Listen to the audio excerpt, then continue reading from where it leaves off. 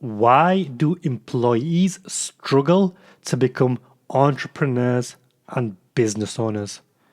One word: mindset. What's going on, people? My name is Zulfikar, and welcome to my YouTube channel, which is about helping you overcome the conditioning and programming of this degenerate society, which is fighting to keep you weak. Please go ahead and hit the subscribe button so you get more content. In this video, I'm going to talk about the difficult transition from going to employee to business owner / entrepreneur, because truthfully, this has been the most difficult thing that I personally have ever had to do. Like, being an employee, obviously there were challenges, there were difficulties, different types of challenges and different types of difficulties, but it was a lot easier than when being a business owner or working for yourself or entrepreneur, whatever word you want to use. And there's so many reasons for this, but the biggest one, without a doubt, is mindset. And the reason why I want to bring this book to your attention is because it is an absolutely fabulous book. It's a book called Mindset by Dr. Carol Dweck. And this helped me a lot to understand my own issues. And I am certain it will help you, whether you're an employee or wherever you are in life. This is a great book to read because it will really help you develop an understanding about how your mind works. Now, the two key concepts from this book is what the author, Dr. Carol Dweck, talks about: people having either a fixed mindset or a growth mindset. Now, a fixed mindset is what normally talented people who do well at school, people who get good grades, those that get told that, they're very, very smart, because of all of these things, because they get told all of these things, they develop what's called a fixed mindset, which basically means they become fixed with their ways, and they struggle to adapt to change because now they start believing that they're clever, that they're talented, that they're smart, so much so that they have a fear of trying things because they've got this fear of failure, and that fear of failure will mean that no, they're not smart, they're not talented, and they're not skilled, and for that reason they fail to try things. Whereas those with a growth mindset, they're not afraid of making mistakes, they're not afraid of taking risks, so they will try things, and by trying things they will learn new things, they will push the boundaries, and they'll be more successful, especially in business and entrepreneurship. Like, obviously when you're in employment, when you're in school, when you're in college, when you're in a job, you get told what to do, you get told how to do it, and then you get feedback. Whereas when you're in business for yourself, there's nobody telling you what to do. You are testing and experimenting for the most part, and then you're getting no feedback once you've done the task, and that's a very difficult transition to make, because it's like having a crutch. Like, when you're in employment, obviously you've got managers, you've got colleagues, but you've got set tasks to do. You're getting told what to do, and you'll get reviewed on what you've done, and that's like a kind of crutch or a Zimmer frame, to use the analogy. Whereas when you go into business for yourself, it's like that crutch, that Zimmer frame has been removed, and you've got to find balance yourself, you've got to find direction yourself, you've got to find your path yourself, and that's a very difficult transition to make. And if you've got a fixed mindset, which most of professionals and people that do well in school and college, they've got a fixed mindset. If you've got that fixed mindset, then you're not willing to try things, you're not willing to test things, you're not willing to experiment, because you've got this fear of failure. In other words, you have this mindset that you're too smart to try and fail. Because you're smart, because you're talented, you should already know what to do, and you shouldn't need to seek help or try and fail. Whereas those with the growth mindset think the opposite. They'll try something, they're happy to fail, and if they do fail, they'll try again because they see it as growth. Whereas those with a fixed mindset will see a failure as a failure and they'll give up.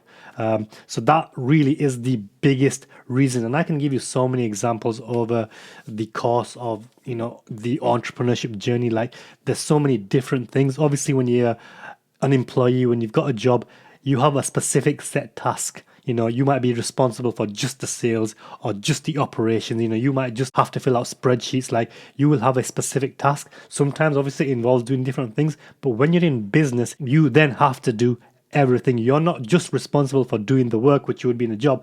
You're responsible for marketing, you're responsible for sales, you're responsible for compliance. You're basically responsible for every other thing, and that can become a lot if you're not used to it. And just to give you one little example, like, a lot of people don't talk about this. I mean, I haven't heard anybody talk about this, but one of the biggest issues when you're working for yourself is payment. Now, that might sound like a silly thing to say. Why would payment be an issue? Well, I'll tell you why. Because when you're in a job, what normally happens is, obviously, you start your job, you go on the first day of the month, you do what you have to do, you work hard, you finish your shift. Same happens for the second day. The week goes by, the second week goes by, the third week goes by, the fourth week goes by, and then it's payday. And I can tell you, the buzz in the office when it's payday is phenomenal. Like, payday is the best day by far in a typical job and employment. You get paid, you open up the wage slip, even though the money's in your bank account anyway. It's just great. It's just a great feeling to open up that wage slip, take a look and see how much money you've earned. And the dopamine hit, the feeling of happiness, the feel good feelings are immense. And you basically get to relax, you basically get to chill out, and you can do what you want with that money, because obviously tax has already been deducted, you've already done the work, and that money that you get is now yours to keep, and you can do what you want with it. Most people, when I was in working in corporate jobs, they had something called the Friday Club. They'd go out, go drinking and have a merry old time. But really, you get paid, you feel good, the pressure's off, and you can do what you want with that money.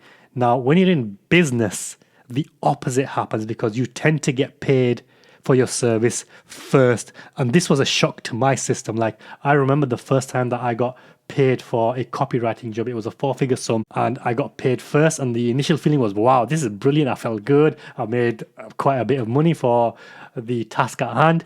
But then something happened. Pressure hit. I started to get nervous, anxious, because my whole conditioning from the prior corporate world was doing the work, getting paid, relaxing. So every time that I got paid, my automatic response was to relax, to chill out and be happy. Whereas now, when I got paid, obviously I was happy first. Then it dawned on me, shit, I've now got to perform. I've now got to do the job. I've now got to do the work. So that feeling of feeling relaxed, feeling comfortable, feeling carefree, like I can go and relax, I can do what I want with this money. Now it was the opposite. Damn, I've got paid. I now need to perform and I need to do something. And that pressure after receiving payment versus completely relaxing after payment is a big shift. Now, obviously, you can get over it by experience, but when you go through that process for the first time, you do start to panic. And that's just one example of the differences between working for yourself and working in a job. I'll be talking more about this in future videos, because I know there are a lot of you out there that are struggling with your jobs, that hate your jobs, and because of the economic climate, you're thinking about going a different route and going through a different path. So I'm certain these videos will help you. But if you are on that journey or thinking about that, let me know what your questions are. Let me know what your concerns are. Let me know what you thought about this video. Any comments, any queries, drop them in the comments below. I will be happy to answer your questions, and I will see you in the next video. Take care now. Bye-bye. So you might be wondering why in this video from start to finish I'm looking this way, but you're seeing this angle over here. So what you saw was basically me talking this way, seeing me this way rather than looking at the camera. Well, there was a technical glitch. So this is the camera that I was using, and this was supposed to be the second angle and the second shot. But what happened was I left the HDMI cable in the camera over here, so the video didn't actually record. And quite frankly, I really couldn't be bothered doing it again. But I thought that might be just a nice insight to give you, because you will have these technical difficulties in making videos, especially when you've got new tech. Obviously, I'm still getting used to this new tech. Got the new camera. I've migrated from Windows to Mac. And I'm learning all of these new systems. Thought I'd try to do some cool stuff, some funky stuff, but mistakes happen. And if I had a fixed mindset, which I once upon a time did have, this would have been a disaster for me. I'd have been frustrated. I would have felt like giving up.